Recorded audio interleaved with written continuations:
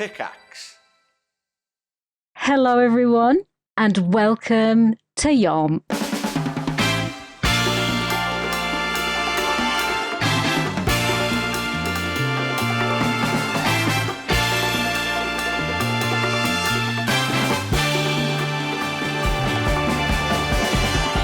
And I am one of your hosts this week. Oh, shocker. Oh, amazing. And G's the other one. My name's Sophie, aka Bouphe, and we're here and we're talking about... This is one of my movie picks. Yes. I put a prediction in the end of the last time's recording of what you'd think of this. Oh my god, you did! What? Now.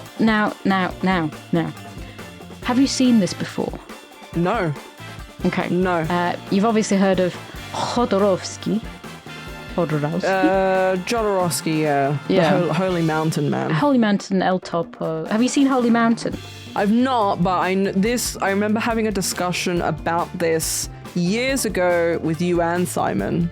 Yeah. Yeah, so I remember this. The only reason why I remember it is because of you guys talking about it, so... Yes, so I really enjoyed this movie. That's why I put it on the list in the first place. Mm-hmm. Did you take notes? I did, yeah. I think you kind of have to. I mean... Oh, God. It's a bit of a wild one. Obviously, Jodorowsky is known for experimental film, I think. What's experimental film mean? It doesn't... It's more of... It leans more into the art form, I guess, than So the story. artsy. Yeah, like Marvel, right? That's not experimental. That's a tried and tested system of bollocks, innit? Really. But this, it's kind of like watching it. There's no words. There is no words for this. It's mental. To be fair. It's completely mental. Like I have no. It's gonna be a struggle to put my thoughts into words for this one, because like I know what I want to say, but it's not a straightforward movie. There's a lot of, many double layered things. There's a lot of like artsy stuff going on and symbolism, and this means that, and there's flashbacks and flash forwards, and the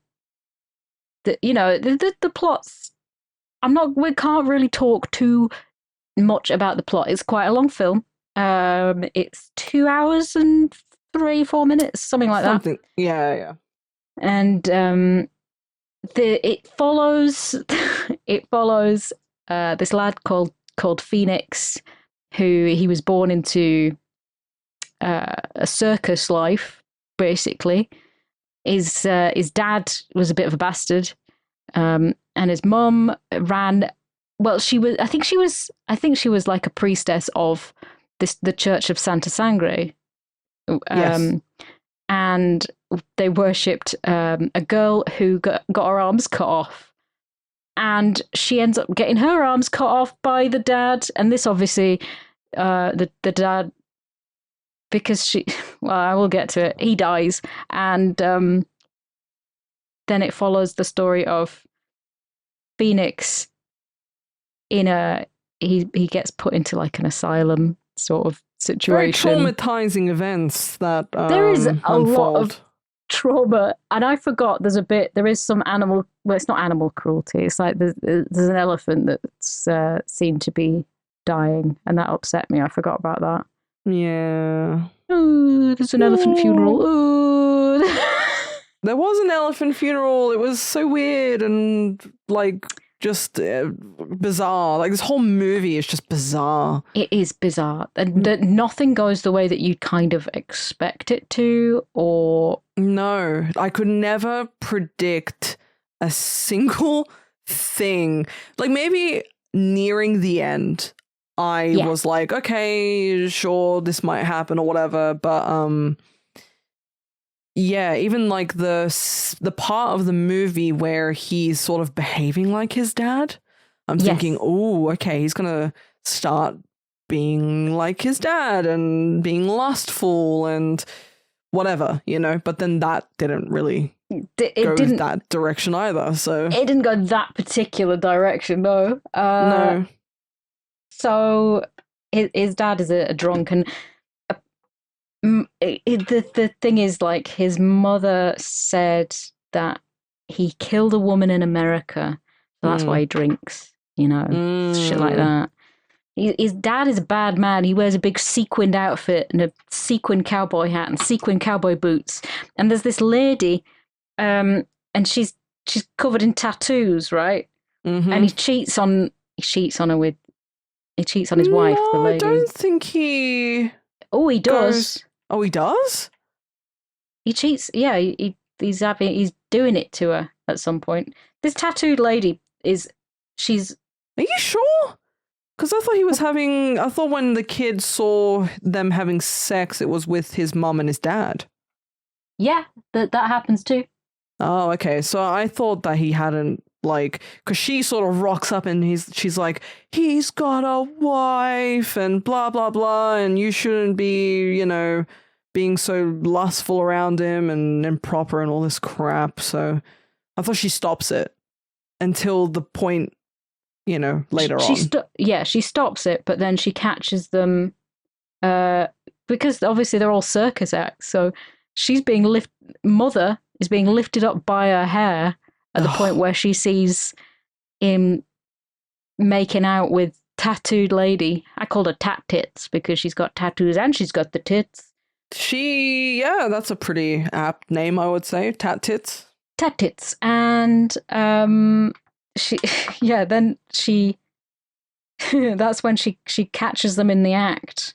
And oh my god, there is so much crazy fucking violence. This movie made me feel unwell. Like, in a way that it just, because there's so much. It's like how Cool World made me feel unwell.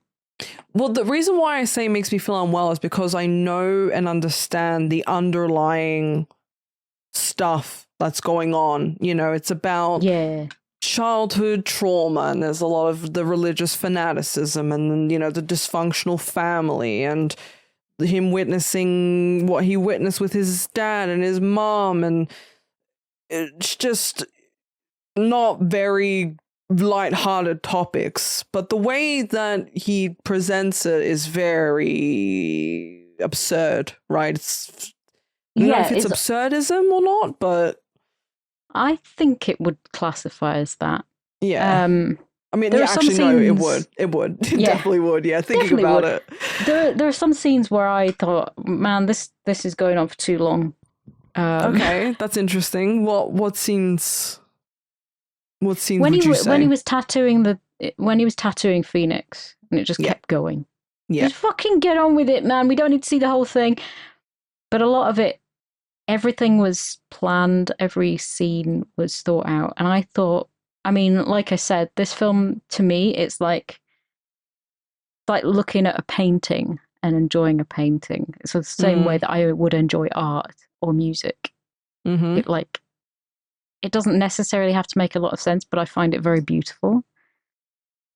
Yeah, I did struggle a little bit with, like, trying to figure out what was going on in essence, because there's a lot of things that seem to be a little obvious, but then, like, fast forward, you know, where he's like her arms or whatever. Yeah. Like, so yeah. There's got to be something more to that. It is wild. It's hard to explain to people. I would love for people to see this. It's free on a lot of services. It's on Prime. It's free on Plex. It's fairly easy to find. And the story the story immediately opens with a naked man in a tree. That's Jodorowsky's son. I did realize that later on when the the credits rolled around and I saw Jodorowsky and I'm like, oh. He's amazing. Okay. And also the young Phoenix is his other son. Oh. And the pimp is, I don't know whether that's his son or like his nephew or something. That like there's a lot of people involved that are all family. Basically. This kid goes through so much trauma in his life. Not only is the clowns following him around playing music pretty much constantly. Yeah. Yeah. So his mom's in this in this religion, and they want to bulldoze the temple, and that's when she explains like what the whole deal is about the girl that got her arms cut off, and it makes no sense, and it's pretty much irrelevant. The whole thing about the temple and this girl is irrelevant except for the parallels that she gets her arms cut off. I think it's irrelevant to a certain degree, but then when you look at the religious fanaticism of the mother and the people at that church, and I don't know if he's trying to say that people put a lot of, because this is in Mexico, right? So there's a lot of cultures that just put a lot of weight and stock into, you know, religious iconography and idols and ways of life that just completely takes over, I guess. But then when she became part of the circus and part of the act and part of, you know, the things later on, that stuff really had no bearing. She dropped all of that other than having the armless woman as a shrine in like what was to be their house later on, I guess. But, you know, she didn't really carry on those religious ideals later on at all, right? Like that just wasn't really part of it. So I didn't really understand. Is he trying to say that like people they just drop their religious beliefs at the drop of a hat when it suits them because they have more power and whatever and Probably. money? I think also like these people, so they want to believe in something, right? And it's just that things seem to be cyclical, you know? It was like this kind of irony that she gets her arms cut off and she's like one of the worshippers of this particular temple. And they're trying to convince I don't know if he's like a bishop or whatever. And he's like, no, it's all paint. This isn't holy blood, it's paint and whatever. So they're so desperately wanting to believe in this. Like, this isn't an idol. This isn't holy water or holy blood. Sorry, this is just paint. This is bullshit. This is you're worshipping. Like, I think in essence, when you worship a false god, that's just like that's a big fat no. You are not supposed to do that because that's like heretical in a way. I think, right? He's like, that's not a saint. That's sacrilegious. You know? Yeah, and I'm not religious in any way. I don't claim to know that much about any fucking religions. I think that is because I grew up and was baptized Greek Orthodox, and just over watching movies over the years, whether it's Catholicism or whatever, you see it all the time in movies and TV shows. And I think when you worship false gods like that, you know, that isn't the son of Jesus or fucking God or whatever. That's a big no-no. You're not. Yeah. That's not. It doesn't fall under those traditional branches of religion. And they put so much stock into this particular sainthood. And they don't. You know, the guy, the bishop guy. He's like, no, you've been wasting your fucking time. All this is bollocks. Well, they were trying to bulldoze it as well, right? Because that's how it all was going down. Because the man who owned the land there was trying to get that church out of there and get them off that land. Yeah. And they were standing in front being like, no, you can't do this. You shouldn't do this. Just everyone... At any given moment watching this film, I never thought anything was normal, ever. Yeah, nothing's normal in these it's films. Just batshit. Also, Oh, I just noticed the mother's earrings are two I know, arms. aren't they cute? She wears those earrings the whole film. I never noticed that. Or I just never looked close enough, I guess. That's so funny. There's a lot of this poor kid Phoenix is her son and Orgo's son, and he's a magician. He does his little well, he also runs act. Oh, the kid's the magician, but the dad kid's the runs magician. the circus, right? Yeah.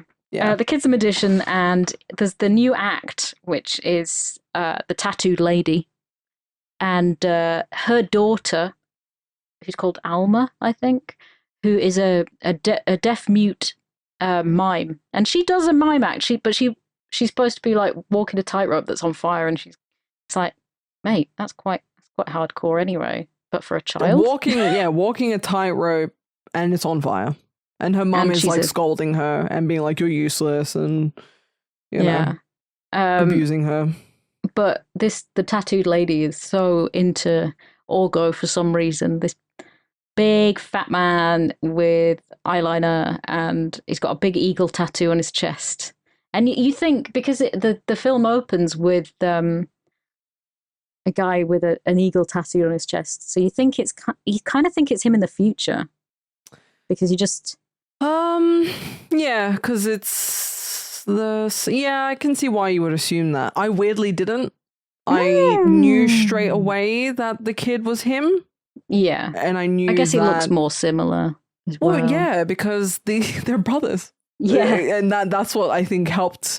Well, not knowing that fact, because I only just found that fact out, but because the casting was so well done, I was like, oh, okay, that must be him as a kid. So yeah. So, but then, you learn why he has that on his chest later on. So he's the tattooed ladies. She's so horny for Orgo, whether it's because she wants the power as well of being the other woman to the guy who runs the circus, but he's throwing knives at her for this act, and she's so horny for it as well. Yeah, she loves it. And there's this band who's there's a lot of like Mexican. What are they called? The band they're just kind of playing a soundtrack to everything. It's either the guys with the ones that like, you know what I mean. What are they called? Oh, this is going to drive me. Yeah, I need to Google this. It's going to drive me crazy now. Mariachi band. Yes. Yeah. That's so the one. It's either them that's playing a lot of the time, and then if it's not that, it's the clowns that are sort of like playing along with everything, and it's like, I guess it's very fitting for a lot of it. You know what I wrote in my notes? What? I said, this is Sophie's Greatest Showman. It is. It really is. This is like, it's so true, except like, it's not really. It's because it's, like the fucking stupid, man. It's because of the circus and like the quote unquote freaks, and I just the parallels just. There is a few parallels between the two. Yeah, but I was just like, so this is essentially Sophie's Greatest Showman. It is. Phoenix is followed around by these clowns pretty much all the time, right? As well, like which I think is really funny. Aren't they, right? Like, essentially family. Well, yeah, they're essentially like everybody. A circus is a family, and he's especially besties with this little person, Aladdin. And he's dressed up in like a turban and whatever, and I love the way that these clowns they just look after him, they just follow him everywhere. They don't say anything ever, really. No. They're just there with him. They're just there. Aside from Aladdin, the others don't, especially not the mute, so. Yeah. The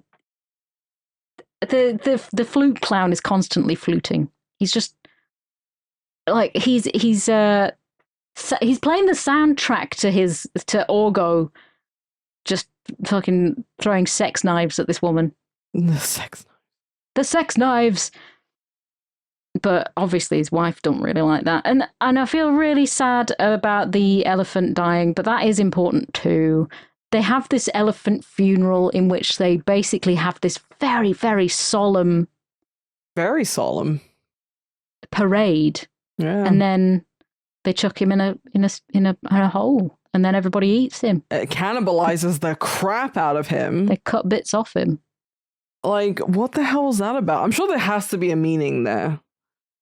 Yeah, I think it's more like it's a very important part of a circus, right? And it dies, and they give it this really good send off. But after that, it's like they don't give a fuck, and the people are just tearing into it like it doesn't matter. Because I like tried to look up a couple of like, you know, symbolism and what does it mean? Because what's the symbolism of the tattooed woman walking pussy first backwards into Orgo's face? Just a fucking minx, a saucy minx. What does it mean? You know, just women, just coffee women. Cup, right? Yeah. Well, it's about like, you know, desire and lust and those things in life that are probably a bit more frowned upon, especially considering this guy has a wife who's like a religious fanatic and probably holds a lot of religious standards, right? Like, oh, he has a wife and you shouldn't be like luring him with your sexual appeal and all this shit, because it's not very frowned upon. But the thing with the elephant, and I was trying to look up like meaning, so I wrote like notes, and apparently people were saying that it's like, the elephant is like a beloved circus animal, and it's like loss of innocence, I guess, for him. Yeah, because I guess it's like this is the first time that this has happened for anybody to witness that sort of thing as a kid is fucking. It's pretty traumatizing to see, you know, to see all that blood coming out of its trunk as well. So at the beginning, I mean, this kid Phoenix, he's witnessing basically everything. He's not had a normal upbringing to start with because he's not in school or anything. He's traveling with the circus. This is not an environment for a child in any fucking capacity. His best friends are clowns. He watches his dad get off with the tattooed lady, but then he also watches his mum doing it to him in the all the haystacks for the animals. He basically gets to witness his mum doing it. Well, the irony of that is, oh my god, yes, yeah, okay, yeah. Now that you mention it, so he's watching his mum and his dad doing it. And then it cuts, when she like climaxes, it cuts to the elephant. The elephant dying. Yeah, so loss of innocence. Like, it's seeing something like that is...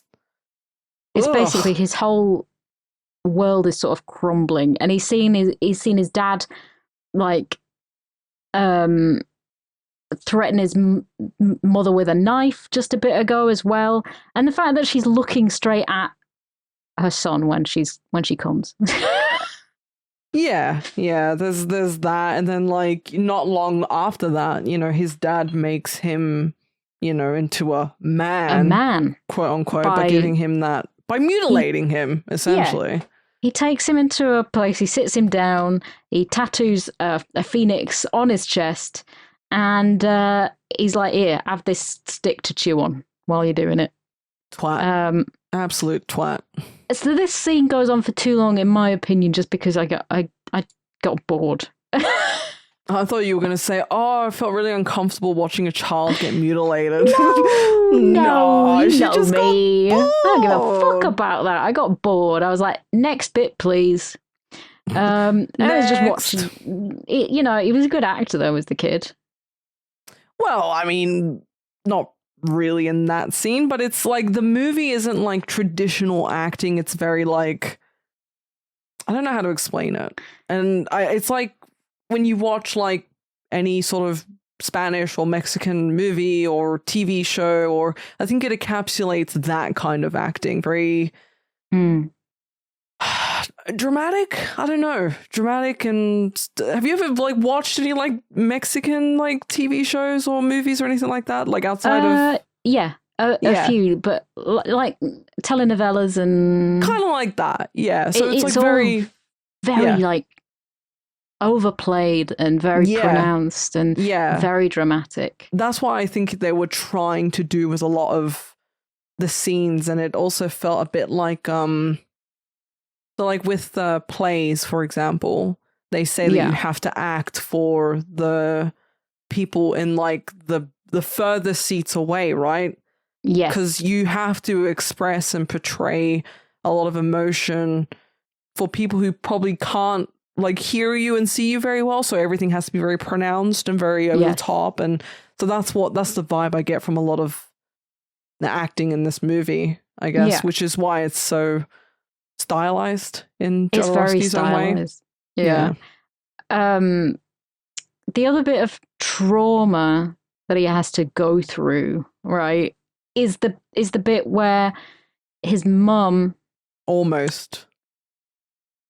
Well, his mum's the trapeze artist who gets lifted up by her hair, right? Well, but right before that, though, she almost got bulldozed, right? Like even before the sex scene, even before the trapeze thing. She was in the temple while they were bulldozing, and she was about to, and the kid was like, please don't. Like, but what are you doing? Like, I thought she genuinely was about to go out. Like, I thought she was like, no, this is it. I don't care if I've got a kid. I don't care about anything else. So I thought that was going to contribute to his overall, like, oh my God. Well, I mean, it was quite traumatic. Yeah, I thought she was going to do it. So there's like, aside from all of the stuff we see here, there's a lot of traumatic things going on. You see that she's willing to lay down her life for that particular belief. Yeah. And then she's spinning around by her hair and she sees her husband Orgo with the tattooed lady. I really, really love, they've put a star filter over the lens of the circus scenes. So everything's so glittery and dreamlike that it's like absolutely beautiful looking. Explain the star filter. So you see on the sequins and the disco ball and stuff, anything that shines in this particular scene is a star. Isn't it pretty? Yeah. And it's something that I only noticed because I use star point filters in my photography sometimes. That's really cool. And it just adds to this like this overlying sheen of beauty about this circus. Like, it's so pretty and dreamlike and everything's lovely. And like when the tattooed lady is like dancing, she's got this like cloak on with the sequins, and it's like, wow, it looks so. And like all of the sequence is like you can see stars, like they look. Oh my God, that is genuine. I never knew this. This has blown my mind. It's so dreamy, and I love it so much. And they just don't use it for the bits of the film where it's like it's like Concha goes and she catches her husband with the tattooed lady, and she gets this massive jug of acid, I guess. H2SO4, which is like, I think is it sulfuric acid? The question is why you'd have it in. I mean, it's a big bottle and it's got a big cross on it, like skull and crossbones. So she goes and she douses the tattooed lady. Well, she throws it all over her husband and his penis. And she does she cut his penis off? Does he accidentally cut his penis off? I don't know. His penis is gone. No, well, she throws it on him down there, but then she does. Don't think he cuts his penis off. He's like fighting her, and then he like does what he does. He puts her on that board and then like cuts her arms off. Which is a very apt way to punish her, this woman who idolizes this girl for for that. And so he throws knives. He's a knife thrower. And so he just happens to have these knives around, and she's there bleeding out against the board. And I thought she died there, by the way. I genuinely thought she was dead, because the way she flopped down, very lifeless, and I'm like, oh god, she's died. I mean, he's gonna die. Here's the thing: so the chickens are eating her arms and stuff, which I think is very, very cute. Do you think that's cute? Well, I mean, big spoilers. She does die. Oh. Okay, yeah, I have completely... Yeah, okay. Okay, here's the spoiler alert. Phoenix is incredibly mentally ill, and he was using a dummy this whole time. He was a ventriloquist. Oh! What?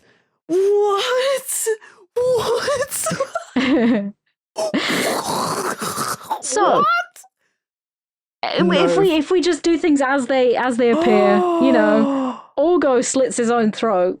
Phoenix he's just witnessed his mother die because she got her arms cut off. That's a lot of blood loss, okay? You see it right at the... Basically, Phoenix believes that he has to be his mother's arms, and they have this double act where she's singing and he's being her arms, and they're like, do magic, and it's very nice. And it's great. He's so good at it. He's been in a mental asylum well for many years. Many years. And he does not act normally. And then there's a bit where he sees his mother out of the window. He goes out and he gets Aladdin. And they do this double act where he is her arms. But then at the end, he finds Alma again. She sees him and he looks in his bed where he believed to be... asleep with his mother every night. And it's just this mannequin. Oh my god. So that's that. Oh, that's that whole thing. I just thought it was symbolic. Like, he was, it's actually, like how he idolized her. It's actually quite straightforward in that sense. Like, it's just mixed up. It's a big twist at the end that is... We skipped ahead a long we way. We did, but I'm flabbergasted at this, because I thought that the mannequin was just... I mean, essentially it is, because the mother idolized the girl for getting her arms chopped off, and trigger warning here, sexual assault. Yes. So I just thought that it was like the physical part of it, which his mum was doing all of this stuff, and he was doing it with his mum for the act and everything else, but also having this doll, this mannequin, was the symbolic part of it as well. That's blown my mind. Oh my god. So he's just witnessed all of this horrible stuff, and he gets put in an asylum. We say an asylum, it's just like he's with all these Down syndrome kids, and he seems like the oldest one. And he won't eat properly. He just wants to eat raw fish and sit in a tree and be naked, which is like pretty chill, isn't it? Just let him do what he wants to do. Act like a monkey for some reason. Act like a little monkey. But they take him out to watch a film, which is they're like, come on, kids, let's get on the bus. We're going to go watch a film. We're going to make you watch Robinson Crusoe with the horrible guy outside of the cinema. With the big paper mache head. And it's this point where a pimp turns up. Oh, God. A pimp turns up, that's one of the Jodorowskys as well. The nephew, maybe. Yeah, and he gives them all cocaine and says, come on, let's have more fun than this. Takes them to some prostitutes. Fantastic. He will show you a good time. Oh my god, this whole scene, just good lord. And he's like, how much for 5 assholes? I'm like, oh my god. These 5 little assholes. Poor Phoenix. He's holding the hand of one of them. Made me feel unwell at times, because this guy's giving them cocaine. he's going to a prostitute and saying how much for 5 assholes, and I'm like, oh my god. There's these lines. There's these lines of prostitutes, and some of them are transsexuals, transvestites, transgender. I don't. We don't know how they identify at this moment in time, but it's like there's everybody, and they're all dancing. There's there is no where law. People should, like, if you've just come out of a mental asylum and you're having a day out, you're not supposed to take them in an area like that. No, and but the guy who, I mean, I assume the guy that runs the asylum, he's buggered off with his mother. The nurse is making out with someone in the van. Yeah. So they're not being watched at all. And he goes to the big fat prostitute. And so wait, hold on before you continue this this lovely sentence. I saw you uploaded a bingo sheet, by the way. Yeah, okay. Now's as good a time as any to mention the bingo cards that I've made. Yeah, because you said big fat prostitute, and then I remembered the bingo sheet because I think it said tits on there or something. Yeah. So I've made each of us a bingo sheet for YOMP. I made one for G. I made one for me. And I would say that this is pretty easy to get at least a line or a couple of lines on it. It's got you've got three rows of 3. Yeah. Mm-hmm. Center square's free. You get a free square.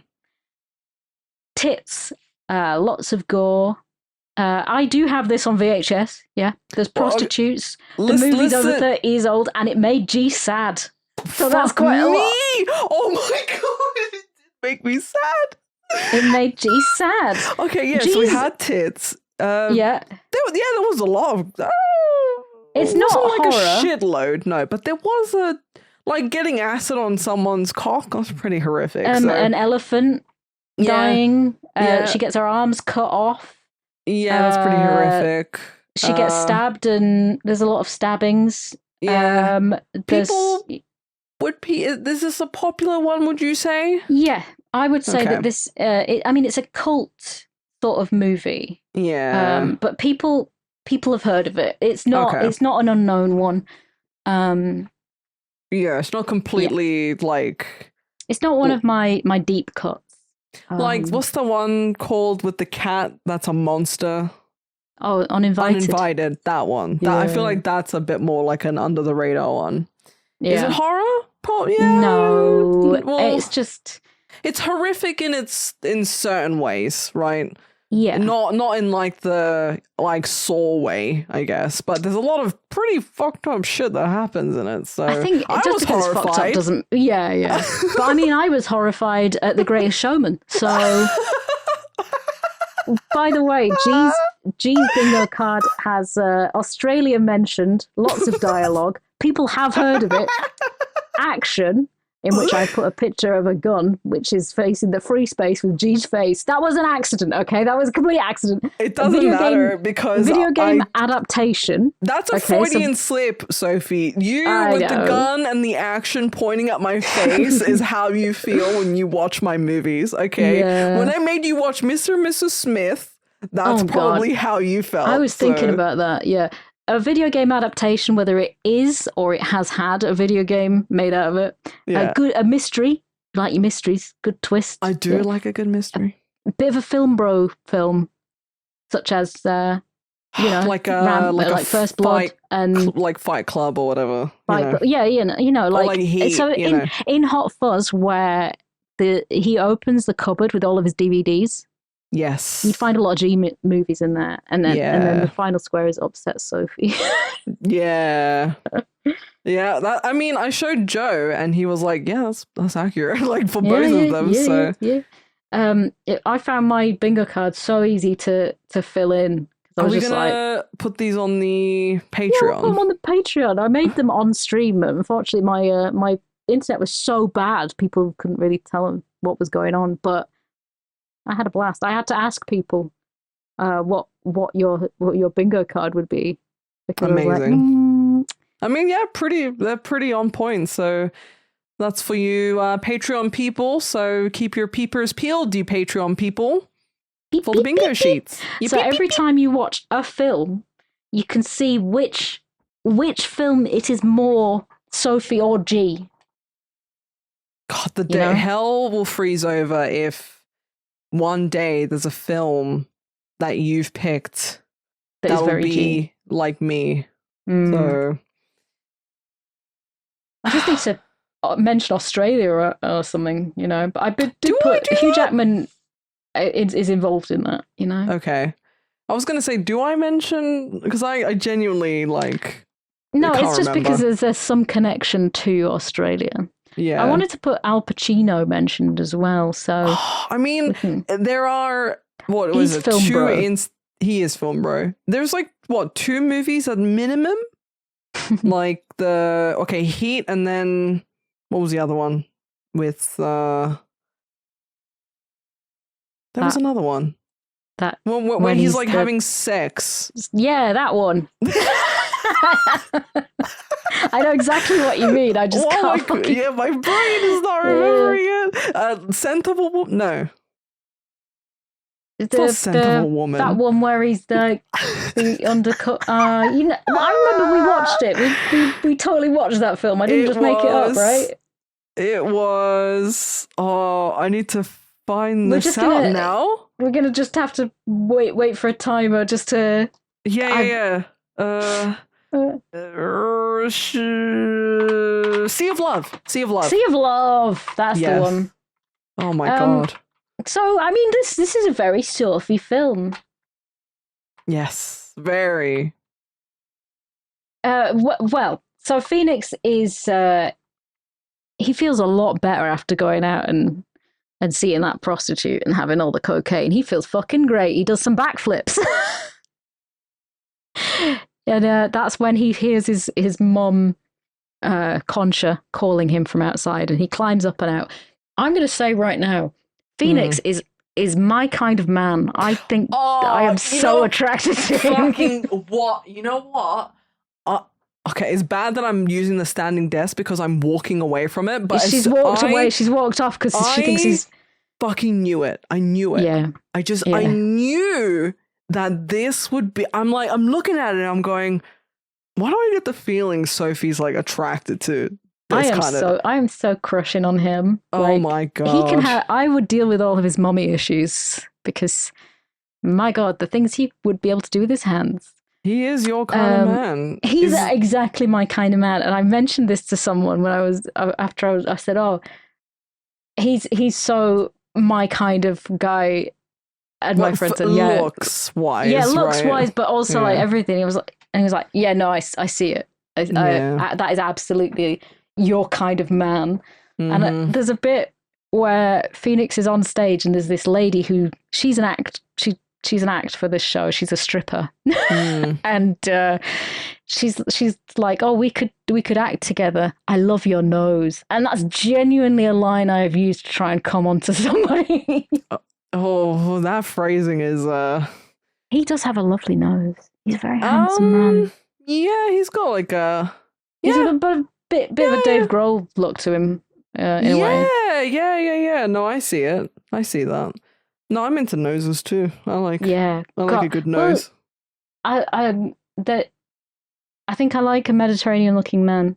I like as well. They've got lovely noses. See that. Dark features. And he's quite slender, but interesting. Not like, you know what I mean? He looks interesting. I like people who look interesting. I like a fascinating looking man. I want to be able to look at a man and go, damn, you're fascinating. You look so interesting. In a complimentary way.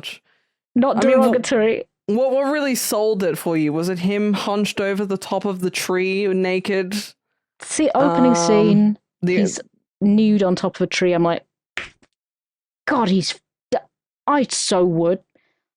Sophie sees a man looking unhinged on top of a very tall tree in a mental asylum and goes, whoa, Well, you know the What a bit where man. he's wearing a nice sparkly cowboy outfit. He's blonded his hair slightly Yeah. to be like his dad, and I'm like, oh yeah. And when he's got his magician outfit on, I love a man who looks like a magician. Oh my. I'm trying to Well, think of like a scene where I thought, oh, he looks pretty good. I didn't like when he was like trying to mimic his dad because his dad is very like greasy and weird and whatever. But there's certainly some scenes where I'm like, oh, he's kind of cute. you know where he goes to the shop to pick up he does experiments because he wants to be like the Invisible Man. Yeah. Yeah. And he pulls a python out of his trousers. And I'm like, no wonder the ladies love him. Oh my god, yeah. What the hell was that? Was like from an experiment, and then what? A python comes out. I love that talking about this film. It's so difficult to talk about. It's another one. Why do I keep doing this to us? Well, I feel like when you talk about a movie like this, or just movies in general, when it's a movie podcast, it would be nice to have the film being showcased during these segments to be able to showcase what we're talking about in a way. Yeah. Kind of like with Cool World, when we were like, oh my god, look at the way he's holding the badge, and like the drawing didn't match up with like the humans, right? A lot of the time. Yeah. So to be able to showcase it's good to illustrate, but I mean, we can describe, I guess. Yeah, he just gets a python out of his pants and he's fighting with it. Pulls a snake out of his trousers, and it's really, really good. That's all you need to know, really. So there's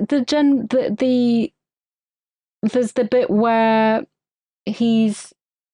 we move forward. He's broken out of the asylum. He climbed out the window, and he's basically got his act together with Aladdin.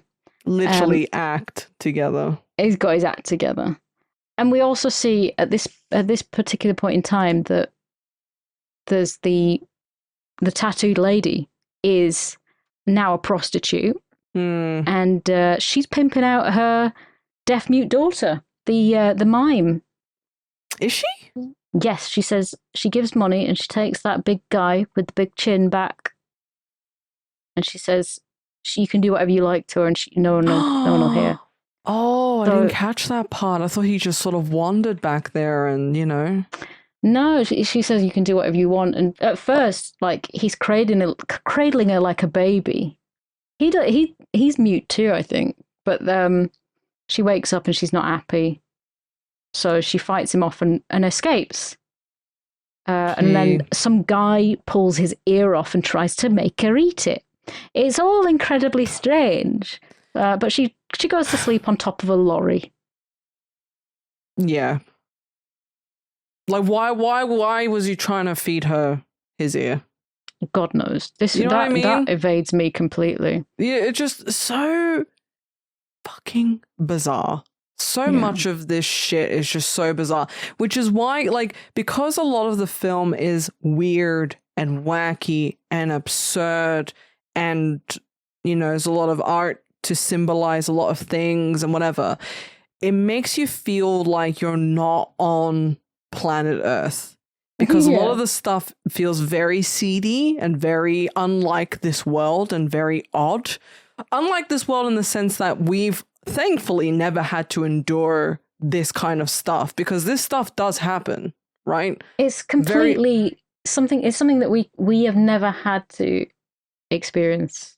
Exactly. But it is happening all the time. Yeah, it's rooted in a lot of things that does happen to women and men and like all the time. So that's why it made me feel weird and unwell, because there's just so much strangeness, and it's designed to make you feel like that. It's designed to do that, to evoke these feelings. It's not made to make you feel good, So no, exactly.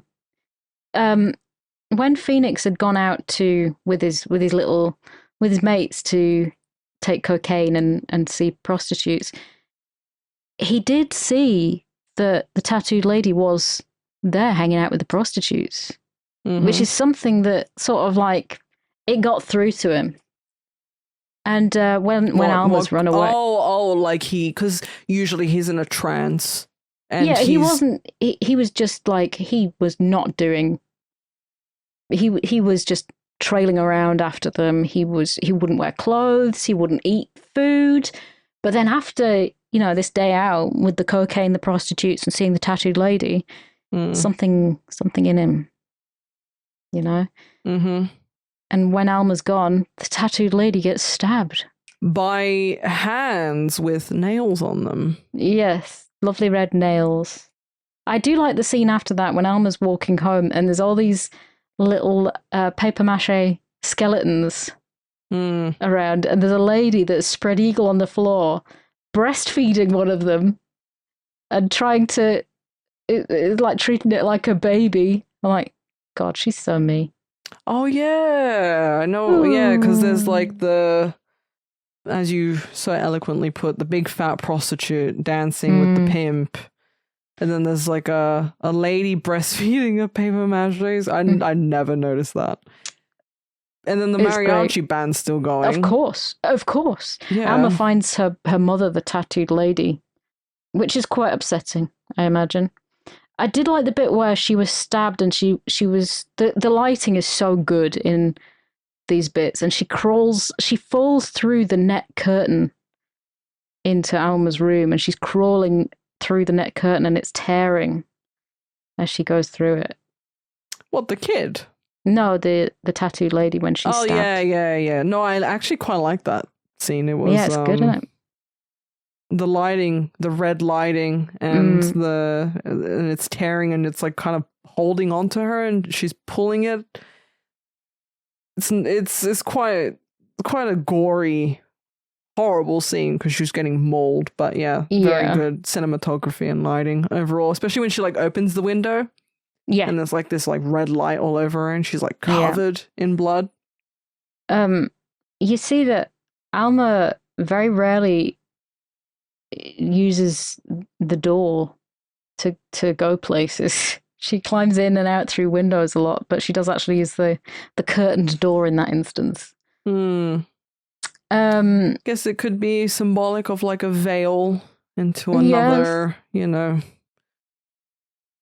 realm, I guess. There has to be something there about using doors. There has to be... I love symbolism. I really do. This is why I loved, like, why I did English literature and, like, in university, because I love deeper meanings. I love symbolism. I love when something is shown one way and then there's, like, a symbolic meaning that can be interpreted in so many different ways. I love things that make you think. Yeah. And there's a lot of that in this film, so... Yeah, so, I mean, did you enjoy trying to pull apart the symbolism in this? And the meanings? I did, but I completely missed the point that, like, his mom wasn't actually there. That's okay, don't matter. He's got this act, now that he's a grown-up, Concha and her magic hands. And you see that Concha's there, his mother, and he is acting as her arms. As she recites things out of the Bible, like the story, Tale of Adam and Eve, and he's acting as her arms, and he's so good. Like, it's Axel Jodorowsky. He's so good at acting. Like, I will say that 100%. That I believe you could suspend your belief that those are her arms. Like at times, he's very good at working with her. It's very believable, especially in the scenes where she's even doing random everyday things, right? Like drinking a coffee, getting up in the morning, when you like kind of stretch and scratch your chest. Yeah, it's like those are her arms, and he just kind of crawls into place behind her, and it's like very weird. Like he's way too close from a normal perspective on mother and son. Like he's Always got his mouth very close to her. That's what fucking trauma does to a motherfucker, Sophie. It does.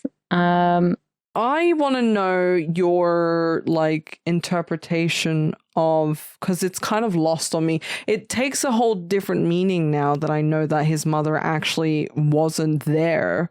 Yeah. So all of this stuff with the women and painting their bodies white and killing them. What? Well, I don't understand any of that. I mean, the painting them white. Well, putting aside painting them white, just whenever he was attracted to a woman. Yes. Is it him trying to like snuff out his desire? Yeah. So his mom was saying basically, in the whole film, you hear his mother saying, "Kill her, kill her."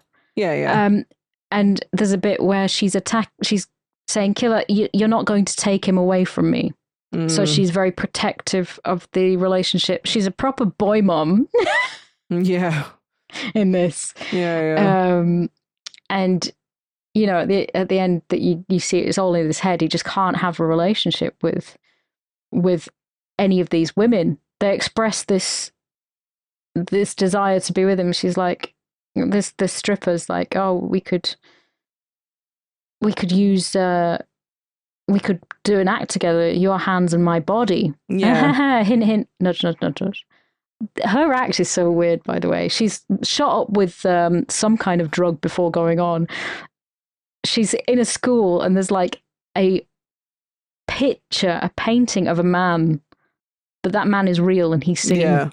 It's so it's weird. Kind of like, it's very like, I guess, burlesque. In a way, but I just don't understand the entirety of her and the whole act in like, is this actually happening? You know what I mean? Well, but like his mother is not real. You don't know what's real. I mean, at this point, you're thinking that everything is as it is shown to you. Yeah. Right down to the bush and the tits. You know, we get to see a little bit of bush. It's great. So he's into her. He's like, yeah, let's hang out. And this is when he, after the show's over, he's like, here's what I'm gonna do, right? And he rocks up in his fucking shiny cowboy outfit, and I'm like, oh, now that is a real man. He's lit from behind. He's sparkling. He's coming out of the wall. That's a real man. He's got his knives in his boots, and he's doing the thing that his dad did where he's like, I'm going to hypnotize you and I'm going to throw knives at you. One here so you can kiss it with your mouth, one here, and then one here, and he puts it between the legs. And obviously, you know, his mother comes in and is like, kill her, and he's like, no, I don't really want to, and she's like, yeah, you're gonna. So he does. He throws the knives at her. She's dead. She's having and she's like, wake her up, because she's hypnotized this whole time. She doesn't know she's been killed. Oh yeah, I was wondering why she didn't understand that she'd been stabbed. Took her a hot minute. Because he's about to do this act, and his mum shows up and says, kill her. You know what you have to do. You just do it. And he's like, no, please. No, please. I don't want to. And then he's like, wake her up. She says, wake her up. And she's been stabbed. And this is just so... This is the bit where you see him burying her. And he's just got this dark coat on, but he's still got his glittery cowboy boots on. He's got his glasses and trench coat. And he's driven, I think this is like his garden. I think this is where they live. Yeah, I couldn't really figure out where they lived. Like the entrance is... It's like underground, because you see he's got his personal like stage, and it's in like a cave. Yeah, and the building is very like derelict as well, and there's a lot of like flaws to it. It's obviously an abandoned building. It has to be, because it's very run down, and it doesn't seem like it's like a normal house, quote unquote, even though there are sections of the house that have like, you know, like the kitchen has like some normal stuff in there, but the rest of it is just odd. Yeah. Which is making a lot more sense now to me, because obviously, you know. There's bits where when he wakes up in bed with his mom in the morning, and it's like this beautiful like white satin sheets and like billowy. It's got the net over it. Yeah. So he's burying this stripper, right? And he's painted her white, and I mean, I think that it's like he's just trying to cover up his sins with some innocence, as white is traditionally associated with innocence. Yeah. And as he's burying her, there's a light coming out of the grave, and a goose flies out. That's great, wasn't it? I do not understand why there was the animal costume next to it. And also because they put her in it to disguise. Maybe. Because I think Aladdin dragged it in, and I think he puts her in it to disguise the fact. Yeah, and there was a moment on stage where he's putting her dead body in the bunny suit. So I think, just for transportation purposes. Yeah. So that, you know, it doesn't. Oh, I do see. Like I remember that now. Killed the woman, and but there's I guess like the goose flying out is like, oh, he's killed another woman, and it's like she's released from that. Well, yeah, if it was a dove, it would be different, because a dove is peace, right? Like it symbolizes peace, which would not be relevant. So a goose, I don't know, it's the only white animal, I guess. There's a lot of chickens in this as well. A lot of chickens in this film. There's a scene after where he's like waking up.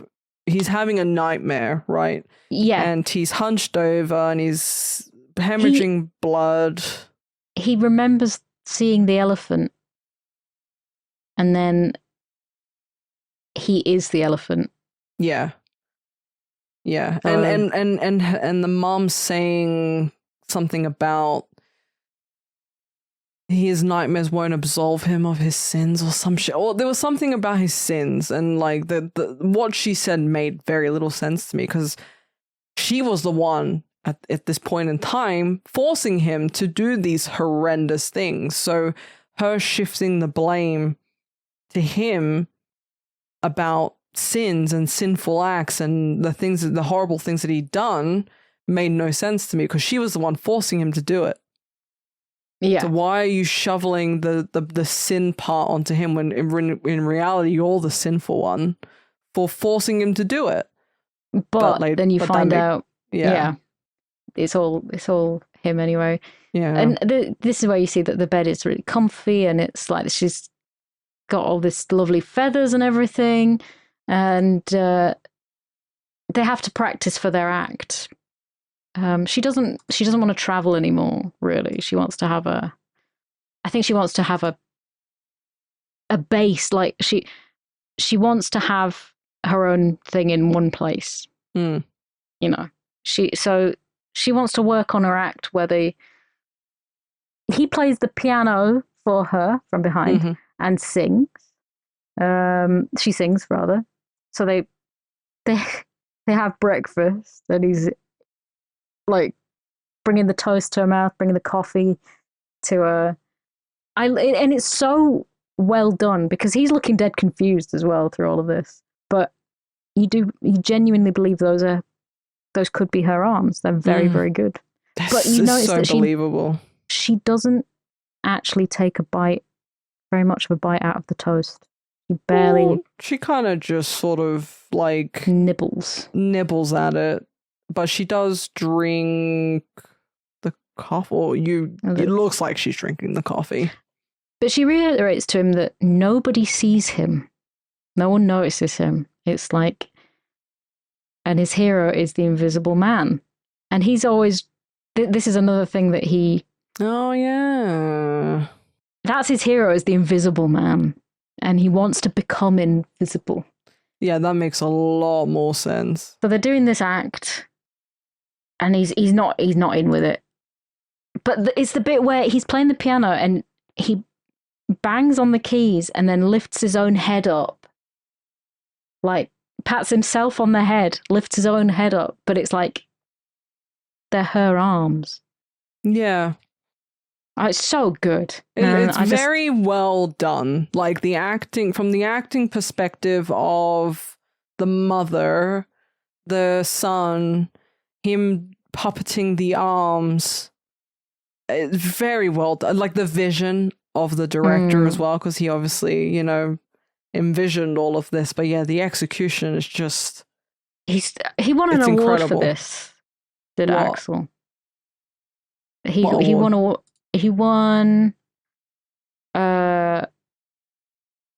an award for, what was it? For this film. Can't remember what it was. An acting, he got like best actor or something. Oh, okay. Cool.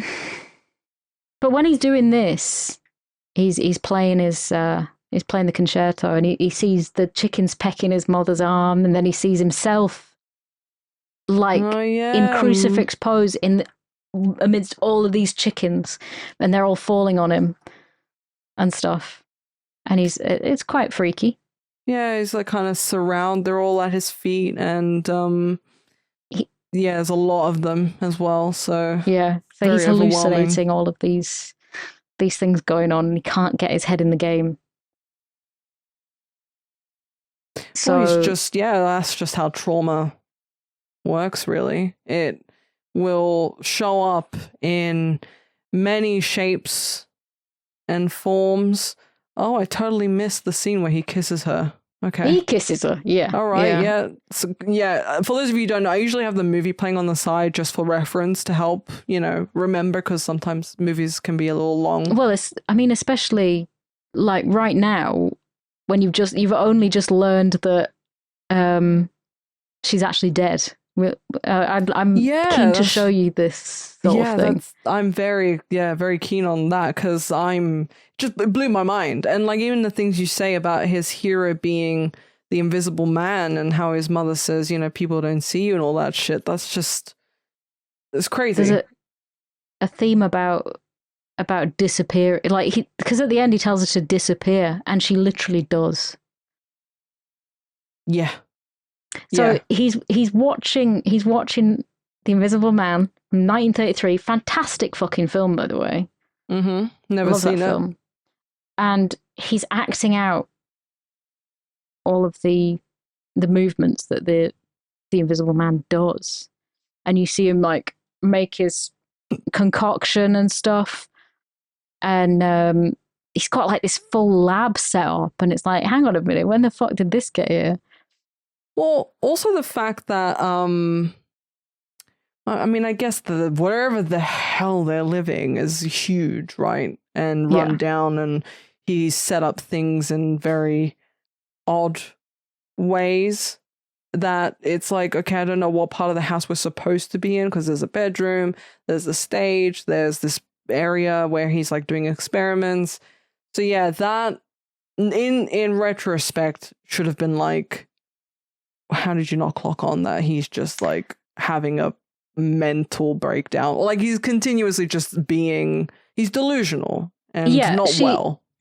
It's ascertained that he's having these hallucinations and these nightmares, and so, you know, it's like he's obsessing over the Invisible Man. He obsesses over his mother. Obviously, this potion doesn't work. I mean, he's taking the bandages off at the same time as the film as well. And in the film, it's it's so well done. Like this. I have a question, because I may have missed it. But what is he trying to do with the experiments? Grow her arms back or what? No, he's trying to become invisible. Right. Okay. He's literally trying to do it, because she was like, "Oh, you were unsuccessful," and she was having you're a go nothing at without him. me, and nobody sees you. And he's you know, he doesn't want to. He obviously doesn't want to be there. He's tearing at his eyes and stuff, and he's upset at himself that he's not invisible. And then his mother calls him and she's like, we've got shit to do, man. We've got to knit these little socks. Yeah, she's like, I want to get these done in time for, blah, blah, blah, irrelevant crap. But I find it fascinating that she's dressed in the Santa Sangre. Yeah, the red robes with the same symbol from the beginning. But she now has the hair style of the saint, the supposed saint, the woman, the girl that had her arms chopped off. So this bit, I don't know what craft is she doing here, because this is not knitting. Is that a tiny? I think it's supposed to be like a tiny little crochet hook. Yeah, I think he's doing with it. So I mean, it's because knitting would be with two. Yeah, so probably crochet. Yeah. I mean, I don't know what the 1-2 pass is. I guess it's like 1 stitch, 2 stitch, miss a stitch, or slip stitch. He goes out to the store to buy more stuff for his experiments. Store. Well, it's the apothecary, and it's in a van. Yeah, mental. It's great. No, it's awesome. It's such a weird, but like very pleasant to look at. It's like one of the most pleasing things I've seen in this film, and I can't explain why. I think because the weather is nice outside, and inside the truck looks very like Willy Wonka-ish, like a candy shop. It does, and he's got sulfur and boric trisulfate, and she's hitting on him. She's got the pigtails and ribbons in her hair, so it's like she's looking quite innocent. And she's like, I'd love to see your experiments. Let's have dinner tonight. And he's like, oh shit, I don't know. Don't know about that one. I'll bring some flowers. And this is when he hallucinates a snake coming out of his trousers. We see the fat prostitute and the pimp are advertising this wrestling with the world's strongest woman, which is quite exciting, isn't it? I with mean, a big, massive papier-mâché woman. Oh yeah, I at first I thought it was just meant to be a guy dressing up in, like when the scene is revealed that he's wearing I don't know, because we don't know the ins and outs of this. Yeah, but I think it's a woman that's either had a lot of steroids and testosterone, or used to be a man, and I think she's a woman, but sure, let's just go with she's a woman. She's a lady. I thought it was just for the show at first, but then I'm like, oh, okay, because then Phoenix is like really into what's her saint? It's the saint, yeah. And again, that she's a saint, but he sees this big papier-mâché woman in the wrestling. And that's when he gets his big snake cock out. It comes out of his trousers, because that's something that he wants. He's attracted to this big lady. Oh, right. Okay. Oh. Yeah. Oh. Okay. Right. So, Alma, you see Alma, she's trying to find Concha and her magic hands, but the show's been cancelled, which is a shame. Oh no. Because she's so sick of traveling. But she finds his address from this. She finds Concha's address. Obviously, she knows Concha because of they were in the circus together, all of them. Yeah. And so she knows where to go. She knows where to find Phoenix, and Phoenix has taken a lovely rose and stuck a little mustache on. Can't resist. To see the world's strongest woman with this wrestling, and they're practicing and stuff. I have no fucking clue what the pimp and the fat prostitute have got to do with any of this, honestly. Oh, just a business venture, innit? I guess so. Just, they're clearly in on everything together. They're together romantically as well. So yeah, just a business venture. It's random as hell. It is. It really is. But Phoenix is fucking. He just goes straight backstage to the showers. What did you think of the reveal when she steps out of the shower? I whiplash. Just it's whiplash. Fantastic, isn't it? What a reveal. I mean, what, the fact that she's actually a woman? Well, no, it's just this big lady with these big tits and... Yeah, well, you know, it didn't actually, like, shock me too much because it's funny that we watched Napoleon Dynamite recently. So, but she wasn't she wasn't a trans woman. She was a woman. So I feel like I'm like, oh, I've kind of seen this recently. She was big and burly with, like, you know, like bodybuilder like form, I guess. Yeah. So I wasn't that taken aback, but the whole concept of it all was just, I'm just at this point trying to figure out what is going on. You know what I mean? Like he's clearly attracted to he just wants sex or love or whatever. But then gets to a point where he's got his mother going, you gotta kill them. So I'm like, okay, you're into this like wrestle up of what's gonna happen. If you take them back to your house or wherever the hell it is you live, like what's going to go down?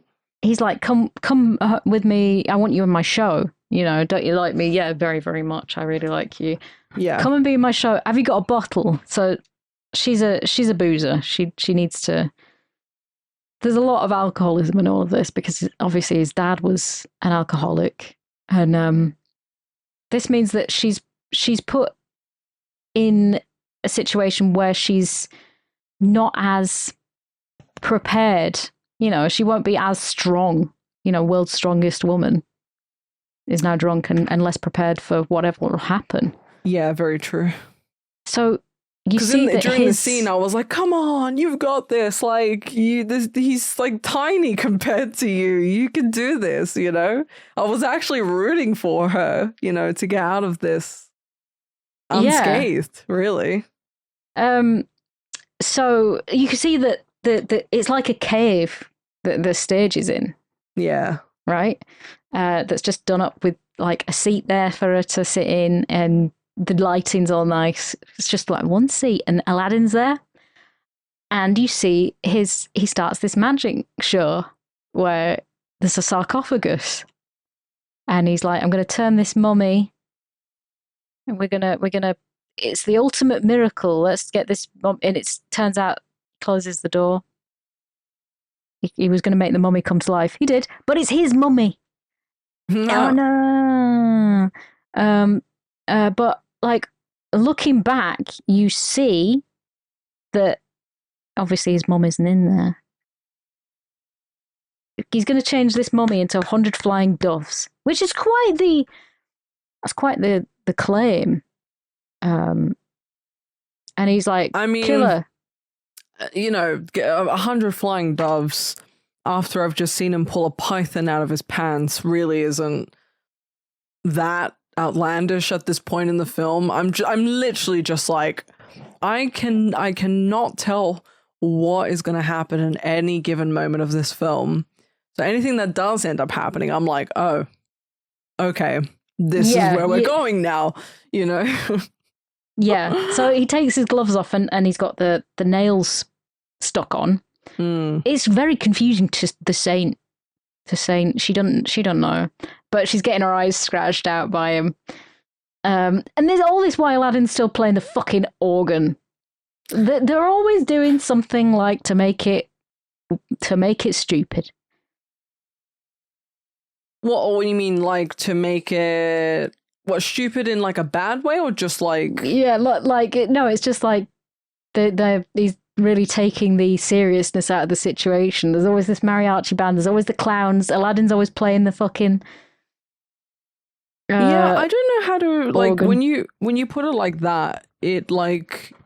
I don't know how to explain it, but when there's so much going on like that, and it's like meant to be a serious scene where somebody's about to get murdered, it just feels... is he trying to overload the senses? Is he trying to like make it even more absurd than it already is. You know what I mean? Like, what's he trying to do in a scene that's already kind of crazy? He's trying to throw the viewer off in what's going on, like in the sense of you think you're fairly sure of what's going on, right? You think you think that everything is as it seems. Yeah. Unfortunately, Saint does not get away with it because even though she pulls some proper wrestling moves. Yeah, but it's like you said, she was drinking, so. Yeah, so she didn't know that he had a big fucking sword. Yeah, well, his mum was like, use the sword. So, but Alma has figured out where he lives, right? So you see her climb through the window because of course she fucking does. And she climbs through into his kitchen. Have you noticed that? And it's like completely fucking derelict, and there's pigeons flapping about. The plant's dead. Everything is. Actually, yeah, it's completely different compared to the scene where his mum is having breakfast. Yes, and the only thing that is there is the girl, the mannequin of the girl with no arms, standing there in like a shrine with all the candles burning. And you think the Contra had lived better than this, surely. True.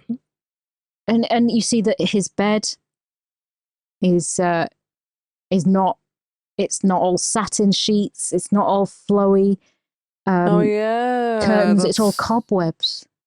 Well, the net's there, but but it's all it's torn and like gone to shit, and the bed's like on the mattress is on the floor, and so this is when she sees that there's a reveal that that's Concha in the bed because you can see the rollers in her hair, but she's.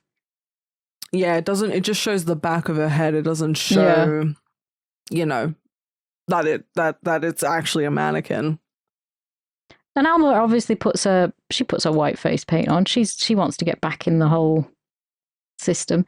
What did you think of this bit? He's laying in the grave with Saint that he's just burying, as per usual. And there's all of these ladies that are coming out of their graves, all painted white with veils on. Mm-hmm. What do I think of that? Yeah. Well, first of all, I stopped to pause to count how many he'd actually snuffed out. Yeah. I think I counted maybe 20-ish. Yeah, I think there's about 17 just on my first count there in there, but the reason why I say 20 is because there's still some that haven't emerged from their graves. So I'm like, as the scene progresses. Oh yeah, because then there's the the horse comes out of the fucking grave with tattoos, the same tattoos as the tattooed lady. Yeah. So I count. So good. Yeah, I was like, oh my God, why? Okay, sure. I'm like, okay, sure at this point. But yeah, I think I count around.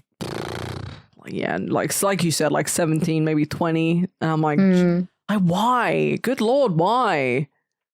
Like, especially, like, the reason why I say why now is because it's like his mom, isn't even there. She's the mannequin. So why is he killing all these women to, like, because he can hear his mom's words in his head to like not be so lustful towards women, and if you do, you should kill them to kill your desire of that.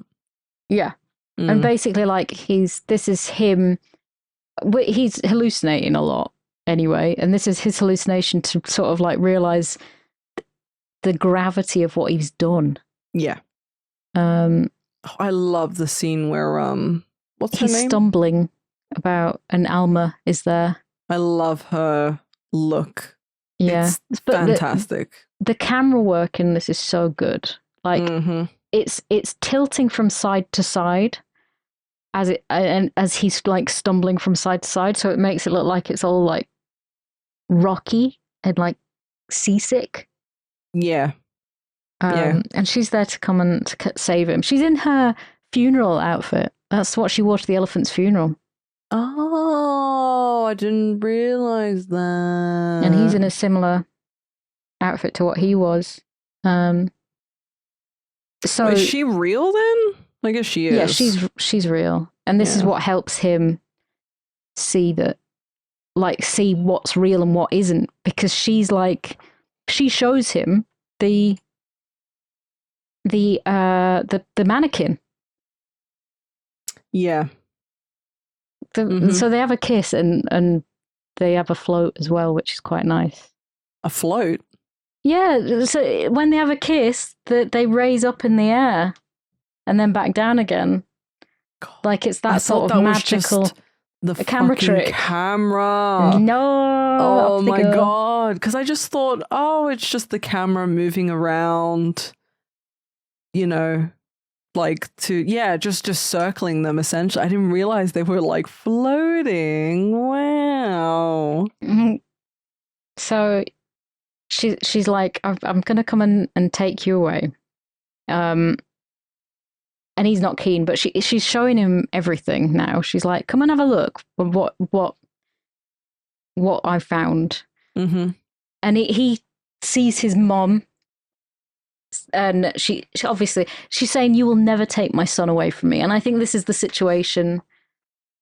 I order my hands to kill her, but luckily he sort of manages to overpower this and starts killing his mom instead. Yeah. Yeah. Well, he throws a knife, into the mother. Yeah. And then he tells her to disappear, basically. But the lady from the apothecary comes which interrupts him trying to kill Alma, which, thank you so much, apothecary lady. She goes and calls the police. Yeah, she a real one. She's literally a real one. Luckily, there's a phone box outside, and she's like, "Oh, fucking hell!" So you think that he's actually gonna be taken over by her arms, her hands, but no, he stabs her, and you'll never be free of me because I'm inside of you. But he tells her to disappear, and she literally does. Yeah, she just vanishes. And then the scene, he's like sort of in turmoil, and then it flashbacks to him being carried. Yeah. As a kid. Because that's when you see, look, the mom being taken away under a sheet. She died. Oh, I forgot to say, during the scene where they're doing the funeral for the elephant, you see when the clowns were like crying and like water was squirting out of their eyes. Yeah. I just found that because obviously it's like they usually have like flowers, I guess, whenever they squeeze a flower like shoots water out. There's a lot of little tricks like that in there, like. Yeah. I just thought it was so tragically funny to see like water squirting out of their eyes like a cartoon. Well, it's like when they were walking down the street, like in front of all the drunks, and that one clown was flapping his toupee about. Yeah, literally. And making him laugh. Dance. So it flashes back to her under a sheet, and you realize that she's been dead this whole time, and he realizes this is when it's like he's got a breakthrough. My mommy is dead. And Alma helps him by showing him the mannequin. And he flashes back to what he's been doing this whole time, which is he's not even got a fucking piano. He's just doing a ventriloquist act, controlling this mannequin and being her hands. Yeah. Which, who would even do that? Like, who would go and see that show? That's kind of shit. I mean, somebody who wants to see somebody having a pretty intense mental breakdown, I guess. Everything is so weird and fucking bizarre in this place that going to see a guy with a ventriloquist pretending to play the piano is just so not weird. Well, it was Mexico in the 80s. It was Mexico in the 80s. It was acceptable at the time. So the clowns show up, right? And they're helping him chuck the mannequin into the just off the balcony. Yeah. And one of them's got a massive dummy around his neck, like a baby, and you see the mannequin just shatter, and her eyes popped out, and her mouth's fallen off. And so Alma helps him burn her and takes the nails off her. Mm-hmm. And he thanks Aladdin. He's like, "See you later, Aladdin." Peace. And he disappears. Peace out. And you get a shot of his lab, which is just completely derelict as well. Mm-hmm. And Don't like she that drags he him kisses outside. Aladdin. Like, I felt weird. He's just kissing everybody at this stage. Literally. Do you see what I mean about, like, there's so many weird things happening that you just sort of go, what the fuck?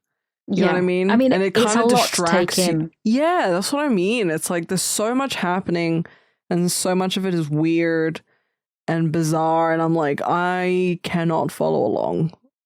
When stuff like that happens, I'm just like, what the fuck is going on?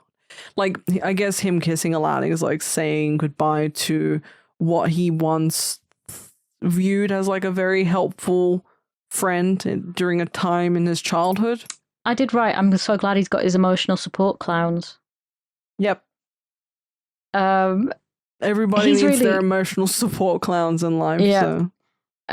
And obviously, like at the end, the police are all there, and he says, they say, "Put your hands up," and he's like, "Oh, my hands, my hands, my hands." Yeah, he realizes my hands. He's got his own autonomy back. Yes, he's killed a lot of people, but you know, he's free. He is a phoenix reborn again.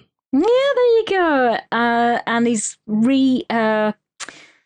there's a psalm at the end there from a verse from the Bible about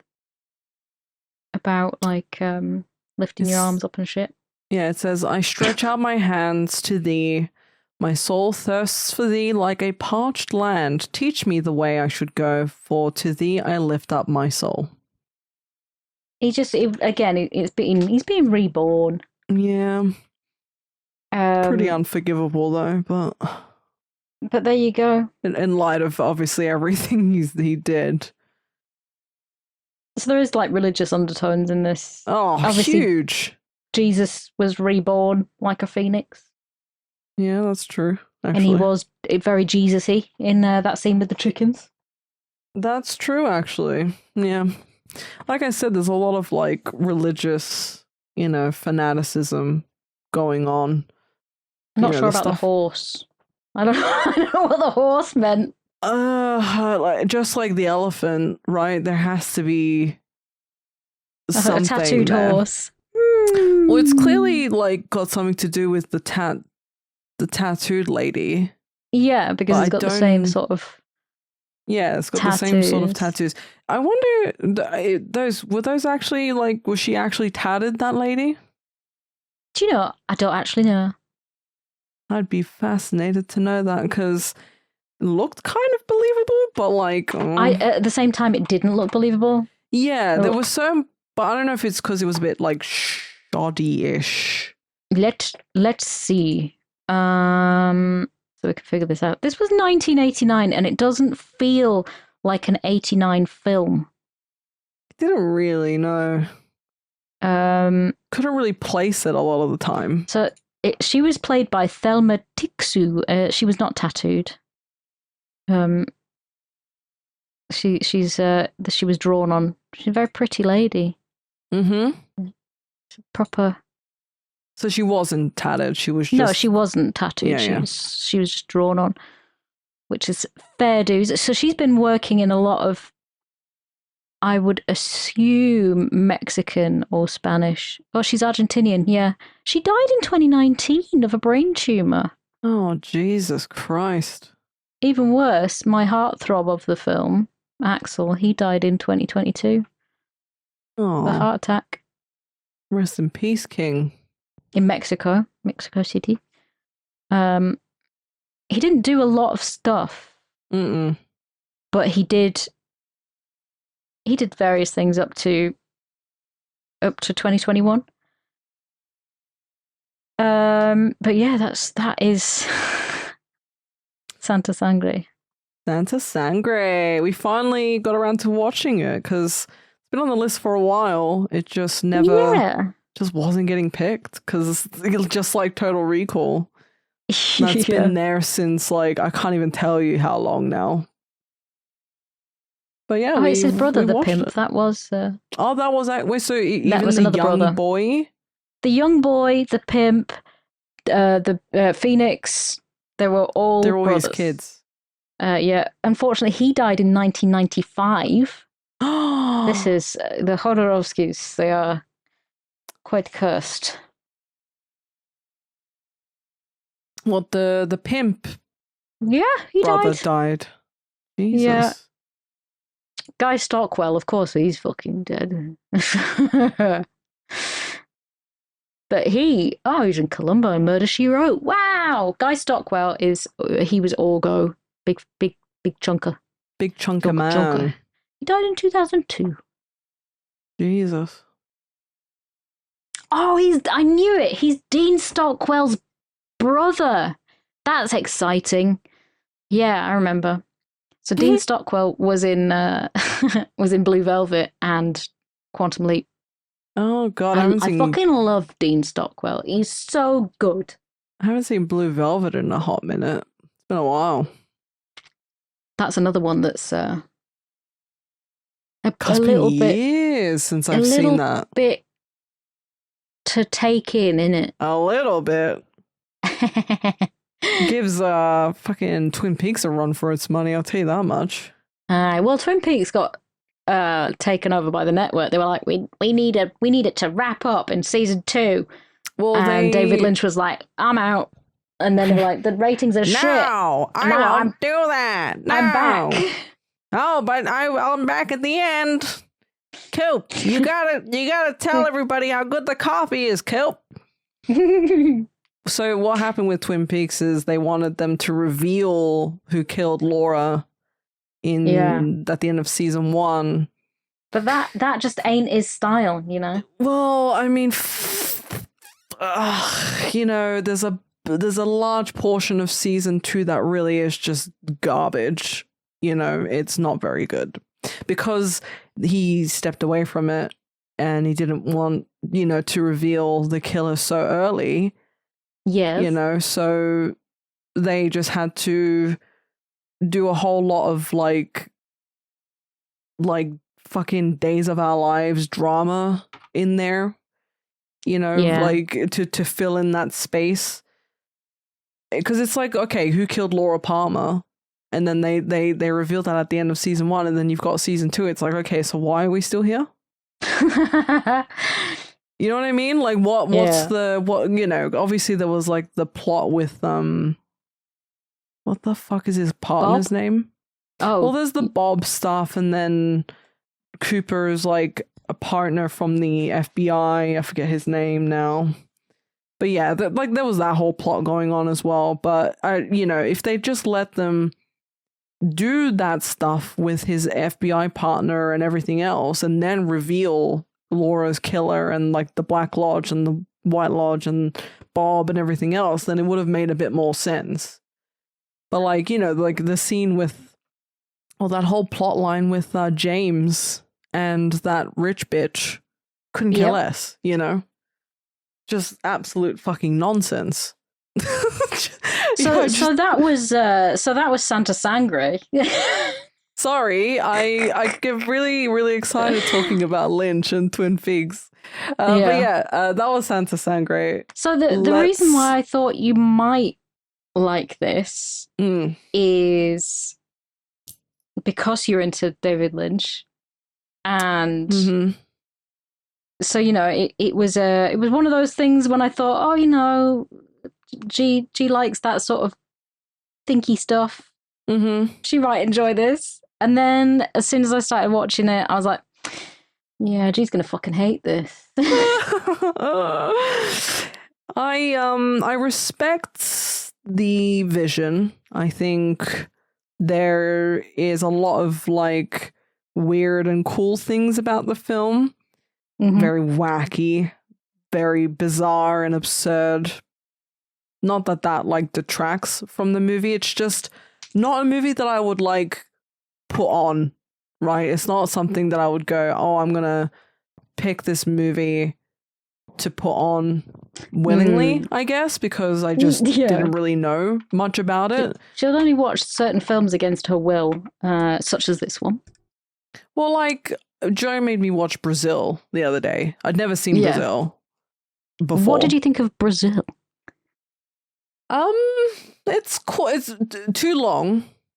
like way too long for no reason. They could definitely have cut out like a lot, but I do like it. I think it's pretty cool. Fucking like random Robert De Niro fucking jump scare in there, of all people. I did not expect him to be in it at all. There's a lot of like familiar faces in there though. But yeah, it was good. I like the overall like themes and the story and the visuals and everything else. I just think it was like too long, essentially. Yeah. But it's a good film. Yeah. Really good film. I'm glad you liked it. Was not what I was expecting, like at all. Because obviously the name is called Brazil. And then there's like a song that plays throughout. But then against the backdrop of everything, you know, it's not really, doesn't really like make a lot of sense. But I guess that's the point because it's supposed to juxtapose.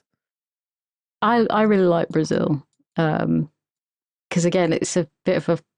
It's very dystopian. It's a bit of a kooky dystopian, kooky. But yeah, I think it's a cool movie. And yeah, it's really cool. This movie is... I fucking love it. I gave it 5 stars on Letterboxd, which I guess is a 10 out of 10. That is a 10 out of 10, yeah. Yeah. I think it's beautiful. Like I said, it's like looking at art that I enjoy. It's like listening to music that I enjoy. It's my sort of film, you know. I don't find it that confusing, but I see where other people would. But again, it ticks a lot of the boxes on the Surfy Bingo card. It really does. What did you rate it, if anything? I would give it a... I feel like it sits at like either a 6 or a 7 for me. That's really good. Yeah, I think around. And he didn't even do the meme, which is great. Oh, for fuck's sake. Oh, she's in recovery. She's been memeing too hard. No, I can't stand that stupid. I know it's like meant to be like nothing, but for some reason it just infuriates me. It does. It infuriates me too. I hate children. Get the fuck out of my life. Literally, like I keep saying, every time I say 6 or 7, somebody around me somewhere, either on Twitch, it will be like 6, 7. Somebody will come in and chime in, and I've taken you back another. I've just what's the word? You've relapsed. Regressed. Yeah. Every time somebody says it, I just get so annoyed. I don't know why. It's just, I shouldn't get annoyed, but I just do. Because it's a dumb meme. Like, so many memes are just so dumb. And it's just one of those dumb memes. Yeah, it's you're not the problem here. I feel like I am a problem. It's a good movie. It's like a little too long. In certain places, like you said, like a couple scenes dragged out. But yeah, I liked it. I think the vision is like incredible. It's not that because it's absurd and bizarre that it's bad. It's just not a film where I would like willingly go out of my way to like put on, but I do respect a lot about it. I think it's a spectacle, and I think it's amazing how he does a lot of the cinematography and the lighting and everything else, and the storytelling overall. It's great. But and I know people like rag on me for this. They say, "Oh my god, she says all of these good things." about the film, but then we'll give it like a fucking 6 or whatever. Right, ignore that shit, because it's your rating, it's your idea. The scale is not anybody else's scale. We can't exactly describe our scales to people, I can respect the vision. I can respect everything about the attempt. But if it's not a film that I would willingly watch this outside of, this and in personal time and whatever, and I give it a 6, I feel like that kind of makes sense in my mind. Yeah. But it's not a bad film by any measure. No. It's just a film that I just wouldn't. I would say that's a very good score for you. And it tracks with your comments on it. So yeah, cool. Yeah. There's not a lot of triv that we haven't already covered, really. Such as that his sons played them at different ages, and then his other son played a pimp. And I've got the hots for Axel, for Phoenix. And I think, Roger Ebert also really liked this film, which is quite good. It's included in his great movies list, and he was notoriously, critical. Pretty harsh, yeah. Well, like, in certain places, it could be a bit like, like I think we were saying the other day that he was right about some things, but not all the time. Yeah, it's totally subjective, these things. Yeah, I mean, it really is, like somebody who's a bit more of a, I don't know if normie is the right word, but somebody who just wouldn't really get any of the themes or like the symbolism, or wouldn't really understand like what the hell's really going on, wouldn't really go for something like this, I don't think. Yeah, but and I love the way that I am always like really suspicious of people that like films like this. Sometimes I'm like, why? Because I'm like, why do you say that you like it? And that, but like I like it. So, but why does it's that one make of those you things? Do you like think they're being like a poser or something, or what? Yeah, sort of like, are you just saying that because it makes you look intelligent? Even though I like it, but I don't think I'm intelligent for liking it.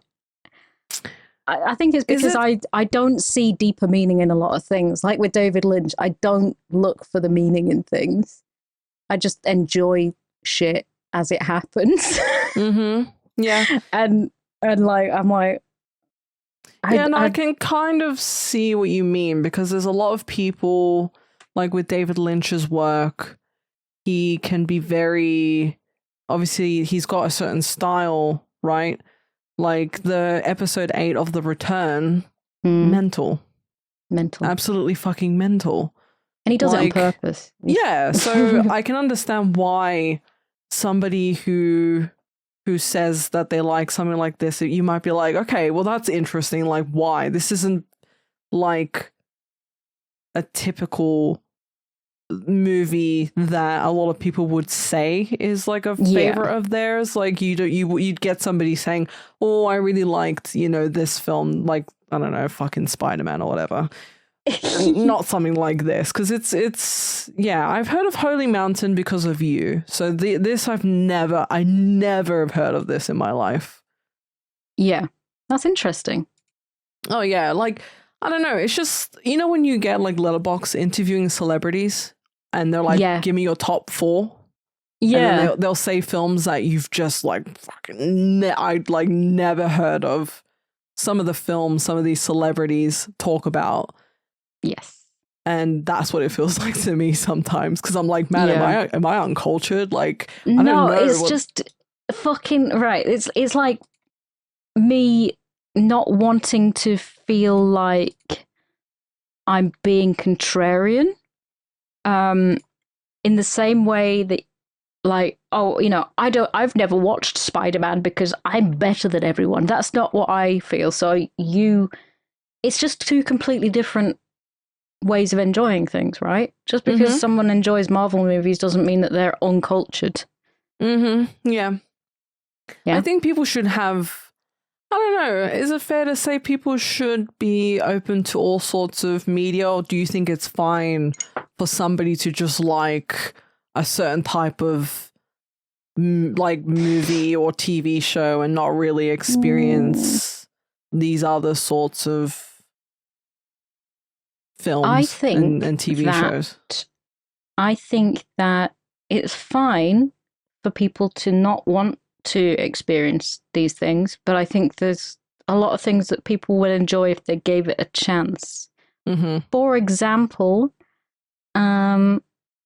you liking this, you've given it a chance now. Yeah. And me liking certain films that you've shown me. Mm-hmm. And, you know, it's these things that I wouldn't have given it a chance. So I'm learning. We're both learning things. So I mean, I think people should give it a chance. But you know, I don't think it's bad to not like it. Yeah, no, I think when you like surround yourself with people who just consistently will agree with you and like the same sort of things as you, not saying that's a bad thing, but I think when you have somebody who will disagree with you or who will bring different things to the table that you would necessarily have not thought of or experienced or even thought to experience, I think that's also really cool. Yeah. Because it widens your peripheral vision on certain things, whether that's, you know, cinema or TV shows or music or whatever, you know? Yeah, absolutely. And I used to be so close-minded in my music in particular. I thought that, you know, I was better than other people. Because you do when you're a kid, when you're a teenager, you're like, I'm better than everyone. And then as soon as there's something that opens the door in your brain, it's like, oh, fuck. Actually, that's great. And now I'm way more open to so much more stuff. And that in itself changed my mind on a lot of stuff. Yeah. No, I completely understand that. I think, yeah, trying different things, definitely you get like a deeper appreciation. Like I feel different after watching this. Not in a bad way, like in a genuine... I feel like my brain has been damaged. Well, like with Dead Heat, I'm going to be honest, it just was like a bit of a whatever film for me. But like this one, I feel more different. I don't even remember what I gave Dead Heat. I feel like it was around the same, maybe 5? Yeah, maybe? I think it... I mean, and weirdly, I didn't feel like you enjoyed that quite as much as I didn't. this. No. Like this, I enjoyed more. So I feel like in light of that, if that's a 5, this should be maybe a 7. Yeah, but I mean, again, see, this is your scale. You can enjoy it however you want. I just feel like I try to line up what I'm saying with how I'm feeling. And it's like, okay, it's like I see people do this all the time with IGN, right? Like people will be like, anytime IGN reviews something, if you open the comment section, you've got people saying, these are the same people who gave She-Hulk an 8. You know what I mean? Yeah. You know, so I try to line it up in a logical way. So if it's like... But yeah, I understand what you're saying. It's like it's your scale. You should just do whatever you feel is right. Yeah. But yeah, it's a good film. In terms of budget, there's not a lot of information about like box office stuff. No. The budget was around like almost 800,000. But in terms of like what it made back, there is no... I struggle to find that information, sadly. Yeah. So yeah. Well, I do like so the music when it wasn't mariachi band, it was by Simon Boswell, who did some really good music. I really enjoyed it. I thought it was great. So yeah, I thought I mean, again, just there's not a lot to say that hasn't already been said. We've talked a lot about this film, but yeah, I think we've covered a lot, to be honest, and not just the recap. But yeah, that was Santa Sangre. That was our review of it. I want to say a very quick thank you to our wonderful lovely Patreon people. If you want to check out the Patreon, we are releasing more content widely available to all tiers. If you want to go check it out, it's www.patreon.com/yompcast. Thank you to our Giga supporters, our Giga Yompers, Steve, Enki, Luck, Jenky, I'm a Robot, and Scott. Thank you all very much for your support. Thank you. ASMR.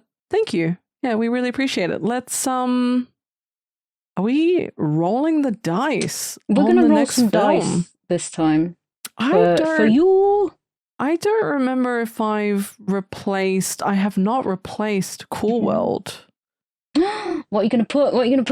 I don't know. This one's a bit of a... I feel like you now, because you were struggling to replace your film from the other day, and now I'm like kind of stuck.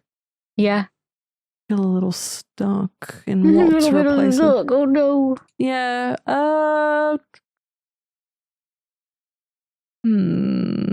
Because I have my secondary list, which definitely needs a lot more work done to it. Oh, maybe we put in Who Framed Roger Rabbit, I guess? Sure, why not? Alright, let's replace Cool World with Who Framed Roger Rabbit.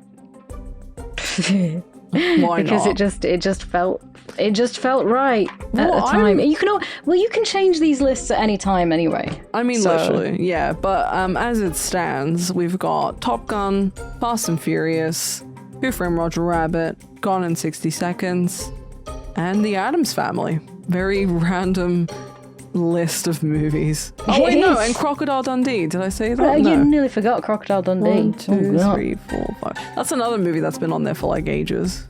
Yeah. And I think Gone in 60 Seconds as well. Okay, so let's roll some dice. And it's a 2, which is... oh god, it's Top Gun. Fucking film bro movie. That is a film bro movie. Yeah, that is quintessential film bro movie. I assume you've seen it before. Yeah, sort of. Like, I can't really remember it. So, okay, that's going to be interesting. I think it was like on in the background of somewhere sometime. Yeah. So it's been a long time and you barely remember it. Yes. Okay, well this will be interesting then. Very interesting. I am actually excited because I haven't seen it in a while, and I'm curious to hear your thoughts on the man, the myth, the legend, Tom Cruise in Top Gun. She's not happy. No. Oh, well, I might change my mind at any moment. So what is your preconception of this film just before we wrap up here? What is it about it that... Okay. Boring movie, bro. Yeah. Yeah. Doesn't really do it for you. It doesn't tick my box. It's there. Okay. Fair enough. Well, that was Senza Sangre. The next movie for the next episode is Top Gun. Whee! So we will catch you guys in the sky next time. Thank you for listening. Goodbye. Goodbye.